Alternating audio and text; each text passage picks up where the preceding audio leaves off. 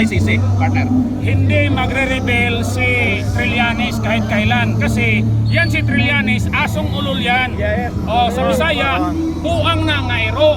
Kung asong Trillanes is a civilian. He is usurping the authority of NBI and ICC. So wala siyang authority to serve a warrant. Okay. He is usurping the authority of the government or ICC, which is not true. So basically, he is guilty of a crime. Okay. So dapat, tapos pumasok pa siya, he tried to stop a senator to join a session, very important session, very important hearing. That under the revised penal code, Okay. that is a crime. Okay. So, ang pinakamababang ano niyan, contempt si Trillanes sa Senate because he disrespected the Senate, he disrespected a senator, and the Senate has an inherent power of contempt to anybody that respects the institution. Kahit NBI, pwede nilang i-cite in contempt because constitutional body ang Senate. I'm here because ang nakakainis na i-disrespect yung Senado. Okay. Lahat na nag-aaral ng batas, alam natin that Senate as a legislative body is co-equal of the executive. Tapos NBI lang ang haras, di ba? Oo, tama. So, kung magkaroon ng warrant kay Trillanes, I'd like to be deputized. Sana tayo mga dides, would like to be deputized to arrest a traitor because Trillanes is not serving the interest of the Filipino people. He is serving a foreign interest, whoever that foreign interest that is. Okay. In fairness kay Trillanes, bigyan ko lang ng konting narinig ko kasi rin ito kahapon kay Senator Alan Cayetano, Senate President. Sinasabi niya parang binibigyan daw ng courtesy si Trillanes kasi nga dati po siyang senador at dati siyang kasamahan ko, kakulik. Ano masasabi niyo dyan, kasama ang John? That is not a good excuse because as a senator, as a former senator, you should be the one who should help protect the integrity of the Senate. Tapos dati kang senador, tapos dati kang nagtatago sa Senate nung may warrant ka. Tapos ngayon, i-disrespect mo yung i-disrespect mo yung Senate mismo. He does not deserve any consideration kasi siya mismo na senador dapat alam niya yon. During the time he was a senator, he was protected by the Senate. Tapos ngayon iba-violate niya yung sanctity ng institution. Those people, our senators are elected directly by the people. Si Matibag, appointed lang yun ng drug-addict na presidente. What makes him superior to Senator Bato? Elected by 20 million people. So, they have disrespected the Senate. Kaya, who will protect the Senate? Tayo mga butante, tayo mga tao. Tapos yan sa kabila, pira natin ang pinagbabayad ng mga hakot na yan, mga pira natin. So, ano ang inyong masasabi para kay Senator Trillanes? Dapat bang i-declare niya kung ano ba talaga ang kanyang kaugnayan sa ICC? Isa ba siyang security ng ICC? Isa ba siyang agent ng ICC?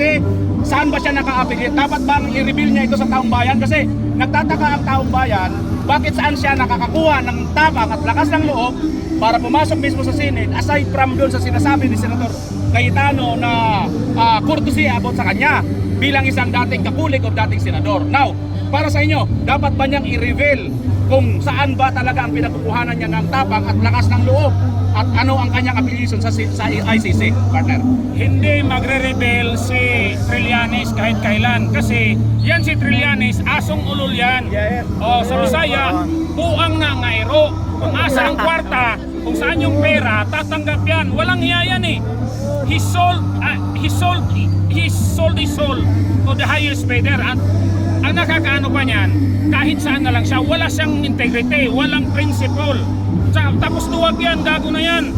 Hinahi nga yan wala naman talagang combat expression, gago na yan eh. So, Trillanes is irong buang, asong ulol, paid by the highest bidder, walang prinsipyo. Kahit na senador pa siya, kahit na PMA pa siya, siya ang pinakawalang hiya, pinakawalang silbi na naging senador sa buong Pilipinas. Alam mo si Trillanes, hindi ko nakita na may tapang talaga yan at yung siya lang. All the time, palagi siyang nakasandal sa isang institusyon. Palagi siyang parang turi lang na matapang lang kung may kakampi. Pero sana may tapang siya na yung siya mismo yung siya lang. Walang tapang yan eh. Mga asong ulo lang yan. Pira-pira lang yan. Hindi yan handang mamatay sa prinsipyo. Kaya dapat makulong si Trillanes, and my challenge to the Senate, mga sirs, mga madam, constitutional body that deserves respect and honor. Dati pa siyang senador. Tapos gaganon-ganonin na lang niya. Kaya andito tayo because we want to tell the whole world na we want to protect the Senate, because kung meron mang demokrasyang natitira, andito ngayon sa Senate.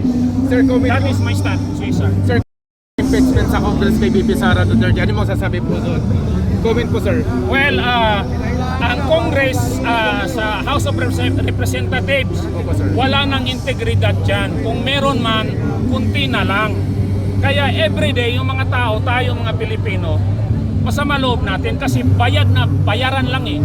Kaya kami sa Cebu, we are doing grassroots organizing na dapat ang manalo by 2028 si Inday Sara. Kasi pag walang leader sa taas na matino, lahat gago, lahat maging walang hiya. Kaya yun nangyari sa atin din ngayon. Palo po sa iyo, kasamang John. Nakita natin na itong congresswoman from Cebu, si Vilmar, ay hindi po siya pumoto pabor sa impeachment. So nag-no po siya. Ano ang masasabi ninyo sa napakatapang na congresswoman ninyo ng Cebu? Yeah, si Ma'am Cute, love namin yan. May prinsipyo at talagang loyal. Pero yung karamihan ng mga congressman namin sa Cebu, mga mukhang pera, mga traidor.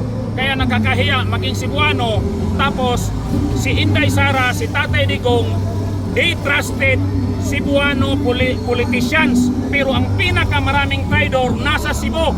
Kaya kami mga DDS doon sa Cebu, sabi namin palitan natin hanggat kaya yung mga traidor. Kasi nakakahiya na sabi natin mga Cebuano may prinsipyo at matapang.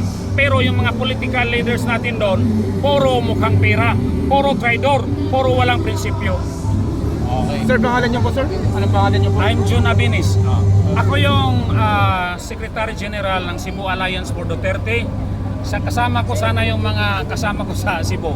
Pero kung may barko lang, papunta dito, punuin natin dito ng mga Bisaya. Kaso mahal ang pamasahe. Mahal, nag-double or nag-triple yung ticket ngayon eh. Kaya yun, ako muna, advance party.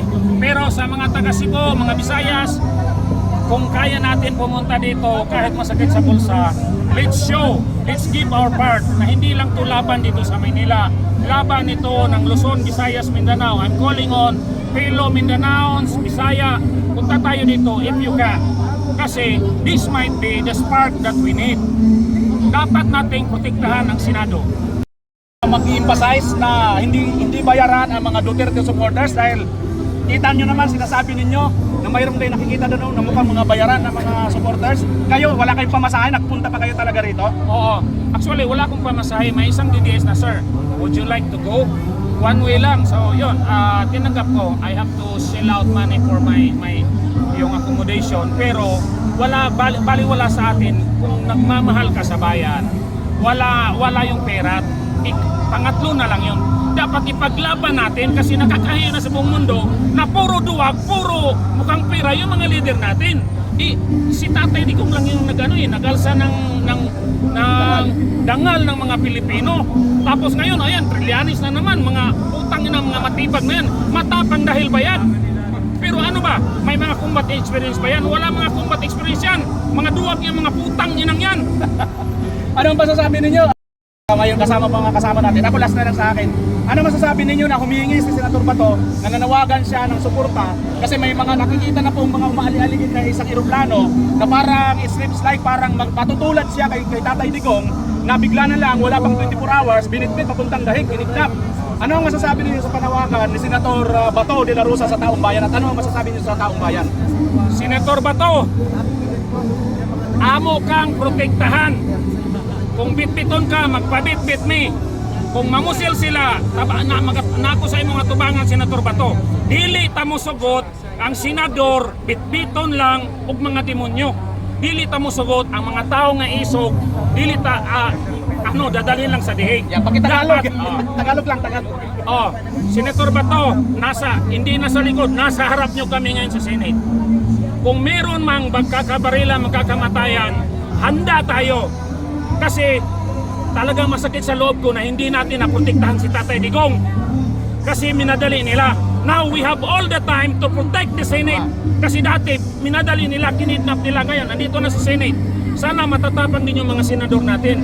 Kasi karamihan sa mga senador natin, mga putang na mga mukhang pera. Hindi na to pera. This is about Filipino honor, pride, and dignity. This is about the future of our children. Nakakahiya ng mga Pilipino sa buong Asia. Puro magnanakaw na lang yung mga leader natin. If this is the right time na mapalitan na yung mga demonyo, palitan natin. Regardless.